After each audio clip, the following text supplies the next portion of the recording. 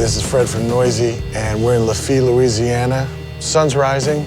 Looks like it's gonna be a beautiful day to do some fishing with Jimmy Bauer of EYEHATEGOD. We're going fishing, bro. We're in Lafitte. We're going back. Well, we're going back up in the marsh, dude? Yeah. We're going with Aruga.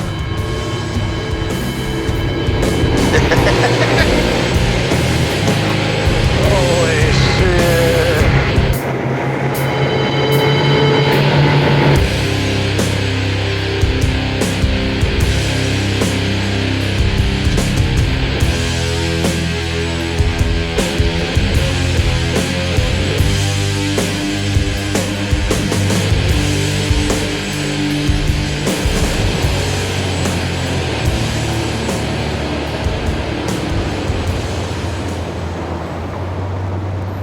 Somebody hand me a beer, please, man. Yeah. I used to come out here by myself and just bring a big joint and smoke the joint and then just ride around, dude. It's awesome back here, man. Ain't nobody out here.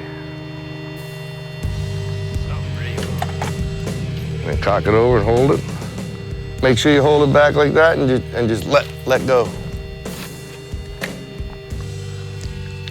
There you go. Caught you a cypress tree, man. You got it now, bro. I think everybody's got a band in their head that they want to hear, you know, and when you find it, you know. I'm kind of a mama's boy, grew up in the suburbs, altar boy kind of bullshit.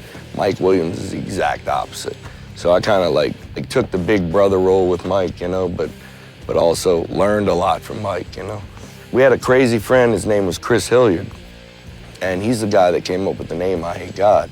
Well, we'd go over to Mike's house and take a bunch of acid and listen to like Chrome, Swans, SBK, Melvins, you know, and all this shit. And I remember we were tripping. He's like, dude, a great name for a band, EYEHATEGOD. And at first we thought it was stupid, you know. He's like, we'd spell it E-Y-E, one whole word. And we were tripping. We were like, dude, that rules, you know. We needed a drummer, and he goes, dude, I got the perfect dude. So went over to his house and literally played guitar through his stereo, you know, through a 1/4-inch input. And I just remember Joey looking like he's fucking 10 years old, but beating the drums like he was like John Bonham or something. And it was cool because he was really into like old magic books and Crowley and, you know, all this cool shit, you know. Maybe 19, 20. He was a lot younger than us, you know. You know, it was a match made in heaven right there. Not long after that, we did the first record. That day, we wrote like 3 or 4 songs.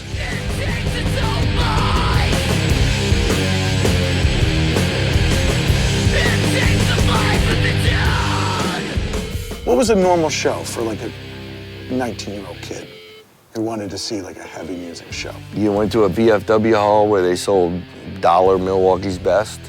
You know, you felt safe.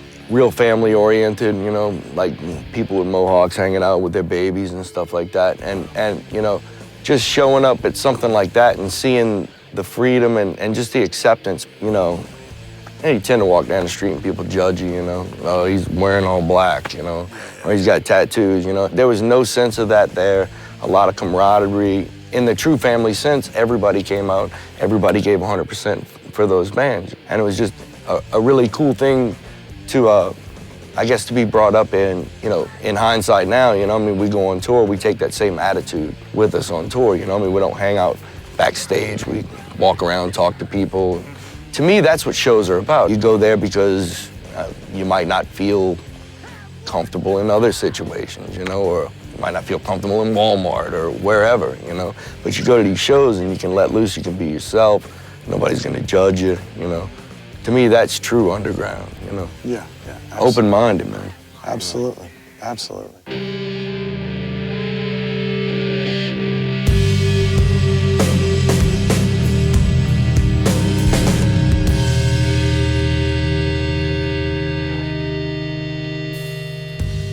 mean, I think we're nice guys because we're nice guys. We got a fucked up sense of humor, you know, and maybe I think our music is more sarcastic than people think. It's our way of projecting that fucked up sense of humor. you know, even down to the riffs, you know. It's almost like you guys are a punk band that's disguised as a metal band. Punk attitude, punk speeds at times, but Iommi-style riffs. Carnivore, dude. Yeah. Listen to a Carnivore record, you know, you got like, 30 seconds of a fast beat and it's like, goes into like the heaviest. We were really influenced by stuff like that. Listen to fucking Wheels of Confusion in the middle of New Mexico by yourself at night when the stars are coming out. I was like, fuck me. That was my finding God, you know. What a good God it is. Bayou.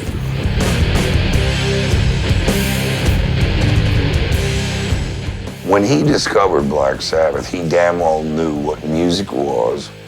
He knew music structure, he knew band structure.